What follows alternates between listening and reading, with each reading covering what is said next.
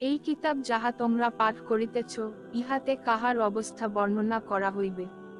উত্তর, ওই পাক নবী ও মহান পথপ্রদর্শকের যাহার প্রসিদ্ধ নাম মুহাম্মদ সাল্লাল্লাহু আলাইহি ওয়াসাল্লাম। আমাদের মাতাপিতা এবং আমাদের প্রাণ তাহার উপর উৎসর্গ হোক। প্রশ্ন, তিনি কোথায় জন্মগ্রহণ করিয়াছিলেন এবং কোথাকার অধিবাসী ছিলেন? উত্তর, তিনি পবিত্র মক্কায় জন্মগ্রহণ করিয়াছেন এবং এই শহরই তাহার আবাসভূমি। প্রশ্ন, মক্কা কোথায়? উত্তর, আরব দেশে। প্রশ্ন, আরব দেশ কোথায়, কোন দিকে এবং উহার উল্লেখযোগ্য কিছু বিবরণ দাও। উত্তর, আরব একটি দেশের নাম। উহা আমাদের দেশ হইতে পশ্চিম দিকে বহু দূরে অবস্থিত। হাজিগণ সেখানে হজ করিতে যান।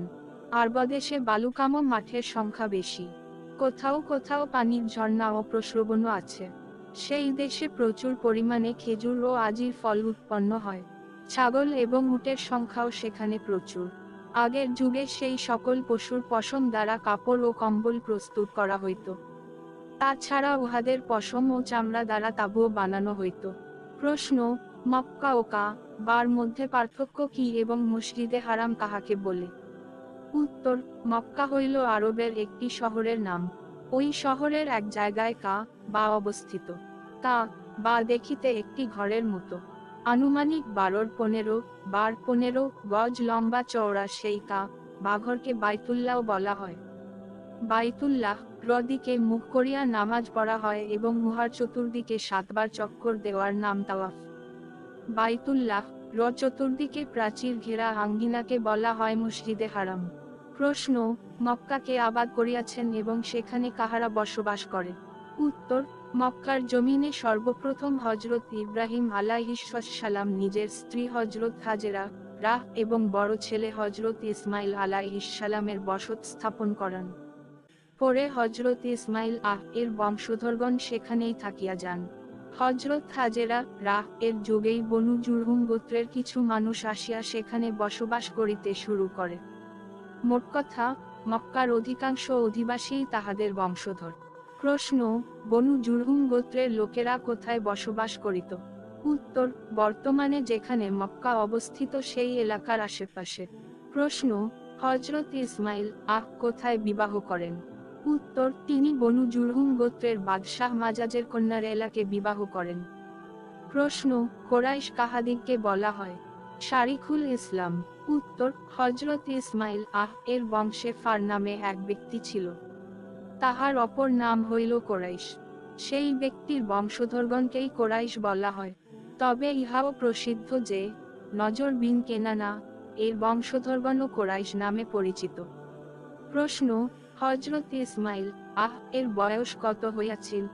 তাহার সন্তানাদি কয়জন? তিনি কোথায় ইন্তেকাল করেন এবং তাহাকে কোথায় দাফন করা হয়? উত্তর, তাহার বয়স হইয়াছিল 137 বছর। সন্তানাদির মধ্যে ছিল 12 জন ছেলে এবং 1 জন মেয়ে। তিনি মক্কাতে ইন্তেকাল করেন এবং খানায় কাবার হাতিমে স্বীয় মাতা হযরত হাজেরার কবরের বরাবর তাহাকে দাফন করা হয়। প্রশ্ন, কাবা শরীফ কে নির্মাণ করিয়াছেন? উত্তর, খানায় কাবা সর্বপ্রথম হযরত আদম নির্মাণ করেন। কিছু পরবর্তীতে উহা বিনষ্ট হইয়া গেলে উহার নাম নিশানাও মুছিয়া যায়। পরে সেই একই স্থানে হযরত ইব্রাহিম এবং হযরত ইসমাইল পুনরায় উহা নির্মাণ করেন। সারাংশ, হযরত মুহাম্মাদুর রাসূলুল্লাহ সাল্লাল্লাহু আলাইহি ওয়াসাল্লাম যাহার অবস্থা এই কিতাবে বর্ণনা করা হইবে তিনি মক্কার অধিবাসী ছিলেন। হযরত শমাইল এর আওলাদদের মধ্যেই কোরাইশ খানদান। মক্কা আরবের একটি শহরের নাম এবং বিশ্ববিখ্যাত খানায় কাবা সেখানেই অবস্থিত। মক্কায় সর্বপ্রথম হযরত ইসমাইল এবং তাহার মাতা হযরত হাজেরা বসবাস শুরু করেন। সেই সময় বনু জুরহুম গোত্রের কিছু লোকাসিয়া তথায় বসবাস শুরু করে। তাহাদের বংশেরই ফার অথবা নজর বিন কেনানার বংশধরকে কোরাইশ বলা হয়। মক্কা কাবা এবং মসজিদে হারামের মধ্যে পার্থক্য হইল মক্কা একটি শহরের নাম। সেখানে অবস্থিত একটি গৃহের নাম কাবা এবং উহার চতুর্দিকের আঙ্গিনার নাম মসজিদে হারাম। খানায় কাবা হযরত ইব্রাহিম এবং হযরত ইসমাইল নির্মাণ করেন। শব্দার্থ, পথপ্রদর্শক, নেতা, ইমাম, সর্দার, রাহবর। প্রসিদ্ধ ও পরিচিত নাম, দেশ, মাতৃভূমি, বাসস্থান, বালুকাম স্থান, স্রোতস্বিনী, পানির ঝর্ণা, পশম, লোম, একার রাঙ্গিনা, উদ্দেশ্য, ইচ্ছা, এখানে মোট কথা। মৃত্যু, ইন্তেকাল, অফাত, বিলুপ্ত, বিনষ্ট, বিধ্বস্ত, ধ্বংসপ্রাপ্ত। খানায় কা, বার নকশাখানায় কা, বার চতুর্দিকে প্রাসাদ ঘেরা আঙ্গিনাকে হেরেম শরীফ বলা হয়। দাড়ি, খানায় কা, বার পয়ঃ প্রণালী, যাহা হাতিমে আসিয়া পতিত হয়। এক কা, বার চতুর্দিকে শ্বেত পাথর বিছানো বৃত্তাকারের খোলা মেঝে। এই মেঝের উপর দিয়াই তাওয়াফ করা হয়। এই স্থানটিকে বলা হয় মাতাফ। 4 লোহার পাতের বেষ্টন, মাতাফের প্রান্ত ঘেঁষিয়া লোহার পাত দ্বারা বেষ্টন তৈরি করিয়া উহাতে বৈদ্যুতিক বাতি স্থাপন করা হয়েছে। 5 হজরে আসওয়াদ, খানায় কা, বার এই কোণে দেয়ালের কিছুটা অভ্যন্তরে হজরে আসওয়াদ স্থাপন করা হয়েছে। জমিন হইতে আনুমানিক 6 ফুট উপরে এবং কা, বার আস্তানা মোবারকের বাম দিক উহা স্থাপিত। 2 ইহা কা, বা গৃহে প্রবেশের দরজা। এই দরজার নিচের দিকের চৌকাঠের উচ্চতা প্রায় 1 পুরুষ উঁচু। এই চৌকাঠকে চুম্বন করা হয়। দরজার উচ্চতার কারণে ভিতরে প্রবেশের সময় সিঁড়ি ব্যবহার করিতে হয়। মুলতাজিম, বিদায়ের সময় এখানে জড়াইয়া ধরিয়া দোয়া করা হয়। পবিত্র জন্ম। প্রশ্ন, হুজুর সাল্লাল্লাহু আলাইহি ওয়াসাল্লামের জন্মের দিন, তারিখ এবং মাসের বিবরণ দাও। উত্তর, 9ই রবিউল আওয়াল সোমবার, মোতাবেক 20শে এপ্রিল 571 খ্রিস্টাব্দ, মোতাবেক পহেলা জ্যৈষ্ঠ 628 বিক্রমী সালে তিনি জন্মগ্রহণ করেন। প্রশ্ন, রাসূলে আকরাম সাল্লাল্লাহু আলাইহি ওয়াসাল্লামের জন্মের নির্দিষ্ট সময় কোনটি? সকালের নামাজের সময়, অর্থাৎ শবগৃহে সাদেকের পরে এবং সূর্য উদয়ের পূর্বে তিনি জন্মগ্রহণ করেন। প্রশ্ন, হুজুর সাল্লাল্লাহু আলাইহি ওয়াসাল্লাম কোন বছর জন্মগ্রহণ করেন? উত্তর, হযরত ঈসা এর জন্মের 570 বছর পরে, অর্থাৎ 571 বছরে। যেই বছর আসহাবে ফিলের ঘটনা ঘটে সেই বছরই তিনি জন্মগ্রহণ করেন। প্রশ্ন, আসহাবে ফিল কাহাদিগকে বলা হয় এবং তাহাদের ঘটনা কি বল? উত্তর, আবিসিনিয়ার বাদশাহ আব্রাহা নামে এক ব্যক্তিকে ইয়ামানের গভর্নর নিযুক্ত করিয়াছিলেন। সেই গভর্নর ছানু নামক শহরে স্থাপিত একটি নকল কা, বাকে আবাদ করার উদ্দেশ্যে মক্কার খানায় কা, বাকে আল্লাহ না করুন ধ্বংস করিয়া দেওয়ার পরিকল্পনা করিল। সুতরাং সে এক বিশাল হস্তিবাহিনী লইয়া মক্কা আক্রমণ করিল। কিন্তু আল্লাহর ঘর ধ্বংস করার উদ্দেশ্যে মক্কায় প্রবেশ করিবা মাত্র আল্লাহ পাক আবাবিল পাখির সাহায্যে আব্রাহার সমুদয় বাহিনীকে ধ্বংস করিয়া দিলেন। আসহাবে ফিল অর্থ হস্তিবাহিনী।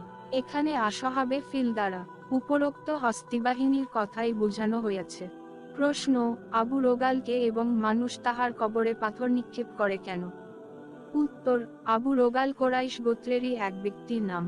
সে নিজের জাতির সঙ্গে বিশ্বাসঘাতকতা করিয়া আব্রাহাকে পথ দেখাইয়াছিল। আল্লাহ পাক আসহাবে ফিলের সঙ্গে সর্বপ্রথম তাহাকেই ধ্বংস করিয়া দিলেন। তাহার কবরে এই কারণে পাথর নিক্ষেপ করা হয়, যেন মানুষের এই কথা স্মরণ থাকে যে, জাতীয় বিশ্বাসঘাতকতার এইরূপই শাস্তি হইয়া থাকে। প্রশ্ন, পাখিরা কেমন করিয়া আব্রাহার হস্তিবাহিনী ধ্বংস করিল? 904 পাখিরা তাহাদের ঠোঁটে ছোট ছোট পাথর লইয়া হস্তিবাহিনীর উপর নিক্ষেপ করিত, যাহা তাহাদের মাথায় বিদ্ধ হইয়া সমস্ত শরীরভেদ করিয়া বাহির হইয়া যাইত। এই পাথর যাহাকে আঘাত করিত তাহাকেই ধ্বংস করিয়া দিত। প্রশ্ন, ইহা তো বড় তাজ্জবের কথা, পাখির ঠোঁটে এত শক্তি কোথা হইতে আসিল? 6 ওর বন্দুকের টিগারে ছোট্ট একটি প্রাণহীন লোহার টুকরা দ্বারা যদি আমরা এত বড় শক্তির কাজ উদ্ধার করিতে পারি, তখন ইহা আর এমন কি আশ্চর্যের বিষয় যে, আল্লাহ পাক একটি জানদার পাখির ঠোঁটের দ্বারা এই জাতীয় কাজ উদ্ধার করিবেন। প্রশ্ন, হস্তিবাহিনীর সঙ্গে যাহারা মৃত্যুবরণ করিয়াছে তাহাদের মধ্যে ইয়ামানের গভর্নর আব্রাহাও ছিল, না তাহাকে পৃথকভাবে শাস্তি দেওয়া হইয়াছে? 4 তত্তর, আব্রাহা সঙ্গে সঙ্গে মৃত্যুবরণ করে নাই, বরং তাহার দেহ পচিয়া গলিয়া হাতের এক একটি আঙ্গুল খসিয়া পড়িয়াছিল। তাহাকে ছানুয়া শহরে লইয়া যাওয়ার পর সেখানেই সে অত্যন্ত করুণভাবে মৃত্যুবরণ করে। প্রশ্ন, রাসূলে আকরাম সাল্লাল্লাহু আলাইহি ওয়াসাল্লামের জন্মের সময় কি ঘটিয়াছিল, অর্থাৎ ওই সময় পৃথিবীতে অস্বাভাবিক কি কি ঘটনা ঘটিয়াছিল? পেয়ারা নবী সাল্লাল্লাহু আলাইহি ওয়াসাল্লামের জন্মের সময় তাহার সম্মানিতা মাতা হযরত আমেনা একটি নূর বা আলো দেখিতে পাইলেন। ওই আলো দ্বারা পূর্ব হইতে পশ্চিম পর্যন্ত গোটা এলাকা আলোকিত হইয়া গিয়াছিল। ওই সময় হঠাৎ পারস্যের অগ্নিকুণ্ড নির্বাপিত হইয়া গেল, যাহা ক্রমাগত 1000 বছর পর্যন্ত অগ্নিপূজকদের উপাসনালয়ে প্রজ্বলিত ছিল। তাহারা ওই আগুনের পূজা করিত। এদিকে পারস্যের বাদশাহ কিসরার রাজপ্রাসাদে হঠাৎ কম্পন সৃষ্টি হইয়া উহার 14টি গম্বুজ ধসিয়া পড়িল। অর্থাৎ রাসূলুল্লাহ সাল্লাল্লাহু আলাইহি ওয়াসাল্লামের জন্মের সময় এই ধরনের আরো বহু ঘটনা ঘটিয়াছিল, যাহা বড় বড় কিতাবে লিপিবদ্ধ আছে। প্রশ্ন, এই সকল ঘটনা কেমন করিয়া ঘটিল? উত্তর, আল্লাহ পাকের হুকুমে, যাহার হুকুমে অগ্নি প্রজ্বলিত হয়, পানি প্রবাহিত হয়, চোখ দেখিতে পায় এবং যেই আল্লাহর হুকুমে পৃথিবীর সকল কিছু কায়েম আছে। সারাংশ, 571 খ্রিস্টাব্দের 20শে এপ্রিল, যেই বছর আসহাবে ফিলের ঘটনা সংঘটিত হয়, সেই বছরেই 9ই রবিউল আওয়াল নবী করিম সাল্লাল্লাহু আলাইহি ওয়াসাল্লাম জন্মগ্রহণ করেন। আল্লাহ পাক তাহার জন্মের সময় আশ্চর্য ঘটনা সমূহ প্রকাশ করিয়া নিজের শান জাহির করিয়াছেন। আসহাবে ফিলের ঘটনায় আবু রোগাল নিজের কওমের সঙ্গে গাদ্দারি করিয়া ইয়ামানের গভর্নর আব্রাহাকে সাহায্য করিয়াছিল। আল্লাহ পাক সর্বপ্রথম তাহাকেই শেষ করিয়া দিয়াছেন। আবু রোগালের ইন্তেকালের পর মানুষ তাহার কবরে পাথর নিক্ষেপ শুরু করিয়াছে, যেন সকলের এই কথা হরণ থাকে যে, নিজের কওমের সঙ্গে যেই ব্যক্তি বিশ্বাসঘাতকতা করে বাসর উপর আল্লাহর অভিশাপ বর্ষিত হয়। শব্দার্থ: আঙ্গিনা, চত্বর, শ্বেত পাথর, মেঝে, বিছানা, বাতি, প্রদীপ, দাড়ি, সিঁড়ি, সোপান, সূর্য, 3 বৃত্ত, সীমা, জেন। সুতরাং, অতএব এই রূপে। আক্রমণ: যখার ঠোঁট, হ্রস্ব ইকার বন্দুকের গুলি, বন্দুকের টিপকল, 10,900 ঘেরাও, বেড়া, ল মনে করা, দৃষ্ট হওয়া, গাড়, তৎক্ষণাৎ, সঙ্গে সঙ্গে, মাতা, জননী, মা, সম্মানিতা, অগ্নি উপাসনালয়, তমিকম, কম্পন, পবিত্র বংশ পরম্পরা। প্রশ্ন, রাসূলে আকরাম সাল্লাল্লাহু আলাইহি ওয়াসাল্লামের সম্মানিত পিতা এবং সম্মানিতা মাতার নাম কি ছিল? তাহার সম্মানিত পিতার নাম ছিল আব্দুল্লাহ এবং সম্মানিতা মাতার নাম ছিল আমেনা। প্রশ্ন, নবী করিম সাল্লাল্লাহু আলাইহি ওয়াসাল্লামের দাদার বংশ পরম্পরা কি ছিল? উত্তর, তাহার দাদার বংশ পরম্পরা ছিল এইরূপ: মুহাম্মদ বিন আব্দুল্লাহ বিন আব্দুল মুত্তালিব বিন হাশিম বিন আব্দে মানাফ বিন কুসাই বিন কিলাব বিন মুরাহ বিন সকালের নামাজের সময়, অর্থাৎ শবগৃহে সাদেকের পরে এবং সূর্য উদয়ের পূর্বে তিনি জন্মগ্রহণ করেন। প্রশ্ন, হুজুর সাল্লাল্লাহু আলাইহি ওয়াসাল্লাম কোন বছর জন্মগ্রহণ করেন? উত্তর, হযরত ঈসা এর জন্মের 570 বছর পরে, অর্থাৎ 571 বছরে, যেই বছর আসহাবে ফিলের ঘটনা ঘটে সেই বছরই তিনি জন্মগ্রহণ করেন। প্রশ্ন, আসহাবে ফিল কাহাদিগকে বলা হয় এবং তাহাদের ঘটনা কি বল? উত্তর, আবিসিনিয়ার বাদশাহ আব্রাহা নামে এক ব্যক্তিকে ইয়ামানের গভর্নর নিযুক্ত করিয়াছিলেন। সেই গভর্নর ছানু নামক শহরে স্থাপিত একটি নকল বাকে আবাদ করার উদ্দেশ্যে মক্কার খানায় বাকে আল্লাহ না করুন ধ্বংস করিয়া দেওয়ার পরিকল্পনা করিল। সুতরাং সে এক বিশাল হস্তিবাহিনী লইয়া মক্কা আক্রমণ করিল। কিন্তু আল্লাহর ঘর ধ্বংস করার উদ্দেশ্যে মক্কায় প্রবেশ করিবা মাত্র আল্লাহ পাক আবাবিল পাখির সাহায্যে আব্রাহার সমুদয় বাহিনীকে ধ্বংস করিয়া দিলেন। আসহাবে ফিল অর্থ হস্তিবাহিনী। এখানে আসহাবে ফিল দ্বারা উপরোক্ত হস্তিবাহিনীর কথাই বোঝানো হয়েছে। প্রশ্ন, আবু রোগালকে এবং মানুষ তাহার কবরে পাথর নিক্ষেপ করে কেন? উত্তর, আবু রোগাল কোরাইশ গোত্রেরই এক ব্যক্তির নাম। সে নিজের জাতির সঙ্গে বিশ্বাসঘাতকতা করিয়া আব্রাহাকে পথ দেখাইয়াছিল। আল্লাহ পাক আসহাবে ফিলের সঙ্গে সর্বপ্রথম তাহাকেই ধ্বংস করিয়া দিলেন। তাহার কবরে এই কারণের পাথর বিন লুয়াই বিন গালিব বিন ফার বিন মালিক বিন নাজার বিন কিনানাহ বিন খুজাইমাহ বিন মুদরিকাহ বিন ইলিয়াস বিন মুদার বিন নাজার বিন মায়াক বিন আদনান প্রশ্ন, হুজুর সাল্লাল্লাহু আলাইহি ওয়াসাল্লামের নানার বংশ পরম্পরা কি ছিল? উত্তর, তাহার মাতৃবংশ পরম্পরা ছিল এইরূপ: মুহাম্মদ বিন আমেনা বিনতে ওয়াহাব বিন আব্রিন্দে মানাফ বিন জোহরা বিন কিলাব পর্যন্ত আসিয়া রাসূলে আকরাম সাল্লাল্লাহু আলাইহি ওয়াসাল্লামের মাতৃকুল ও পিতৃকুল মিলিয়া যায়। প্রশ্ন, নবী করিম সাল্লাল্লাহু আলাইহি ওয়াসাল্লামের দাদি এবং নানির নাম কি ছিল এবং তাহারা কোন বংশের মানুষ ছিলেন? উত্তর, তাহার দাদির নাম ছিল ফাতেমা এবং নানির নাম ছিল বাল্লাহ। তাহার সকল দাদি ও নানিগণ কোরাইশ খানদানের সম্ভ্রান্ত পরিবারের মহিলা ছিলেন। প্রশ্ন, হুজুর সাল্লাল্লাহু আলাইহি ওয়াসাল্লামের বংশীয় পরিবারকে কি বলা হয়? উত্তর, বনু হাশেম, অর্থাৎ হাশেমের আওলাদ।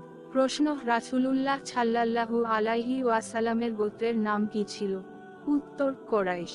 প্রশ্ন, রাসূলুল্লাহ সাল্লাল্লাহু আলাইহি ওয়াসাল্লামের কোন ভাই বোন ছিল কি? তাহার চাচা, জেঠা এবং ফুফু কয়জন ছিল? রাগলে থাকরাম সাল্লাল্লাহু আলাইহি ওয়াসাল্লাম যেন একক মা ছিলেন। তিনি ছিলেন মাতা-পিতার একমাত্র সন্তান। তবে তার চাচা ও জেঠা ছিল 9 অথবা 12 জন এবং ফুফু 6 জন। লখা সাল্লাল্লাহু আলাইহি ওয়াসাল্লামের নামকে রাখিয়াছিলেন গণ, ইতিপূর্বেও এই নাম রাখা হইত কি? উল, দাদা আব্দুল মুত্তালিব তাহার নাম রাখিয়াছিলেন এবং পূর্বে আর কখনো এই নাম রাখা হইত না। সারাংশ: গ্রাম সাল্লাল্লাহু আলাইহি ওয়াসাল্লামের সম্মানিত পিতার নাম শগ আব্দুল্লাহ এবং মাতার নাম ছিল আমেনা। উভয়ের বংশ পরম্পরা এর্জন্ত আসিয়া এক হইয়া যায়। তিনি হাশেম পরিবারের সদস্য। 60 পণ গণং কোরাইশ গোত্রে তাহার 9 অথবা 12 জন চাচা ও জেঠা এবং এখন ফুফু ছিল। বংশাবলী, পরিবার, জাতি। প্রসিদ্ধ ও পরিচিত গান সমানের ক্ষেত্রে ব্যবহৃত। কন্যা: 1, পিতামাতার একমাত্র সন্তান, ছেলে, পুত্র, ইবনে, এর জেঠা পিতার বড় ভাই। রাসূলুল্লাহ এর প্রতিপালন। গোর: রাসূলুল্লাহ সাল্লাল্লাহু আলাইহি ওয়াসাল্লামের সম্মানিত পিতা কত পায়া ছিলেন এবং তিনি কবে ইন্তেকাল করেন? 605 প্রসিদ্ধ বর্ণনা এই যে, তাহার পিতার বয়স হইয়াছিল 24 বছর এবং তাহার জন্মের 2 মাস পূর্বেই পিতা আব্দুল্লাহ ইন্তেকাল করেন। প্রশ্ন, রাসূলে আকরাম সাল্লাল্লাহু আলাইহি ওয়াসাল্লামের পিতা কোথায় ইন্তেকাল করেন? উত্তর, মদিনা মুনাওয়ারায়। প্রশ্ন, তিনি মদিনায় কেন ইন্তেকাল করিলেন? উত্তর, নবী করিম সাল্লাল্লাহু আলাইহি ওয়াসাল্লামের পিতার নানার খানদান বনি নাজার ছিল মদিনাতে। তিনি ব্যবসার উদ্দেশ্যে সিরিয়া যাওয়ার পথে মদিনায় যাত্রাবিরতি করিলেন। ঘটনাক্রমে সেখানেই তিনি অসুস্থ হইয়া ইন্তেকাল করেন। প্রশ্ন, রাসূলে আকরাম সাল্লাল্লাহু আলাইহি ওয়াসাল্লামের পিতা ত্যায্য সম্পদ হিসাবে কি রাখিয়া গিয়াছিলেন? উত্তর, তাহার ত্যায্য সম্পদের মধ্যে ছিল 5টি উট এবং উম্মে আমন নাম্নী একজন দাসী। প্রশ্ন, রাসূলুল্লাহ সাল্লাল্লাহু আলাইহি ওয়াসাল্লামের মাতা কতদিন তাহার প্রতিপালন করেন? উত্তর, 4 অথবা 6 বছর বয়স পর্যন্ত। উহার পরই তাহার মাতা ইন্তেকাল করেন। প্রশ্ন, তাহার সম্মানিতা মাতা কোথায় ইন্তেকাল করেন? উত্তর, ইওয়া নামক গ্রামে। প্রশ্ন, ইওয়া গ্রামটি কোথায়? উত্তর, মক্কা এবং মদিনার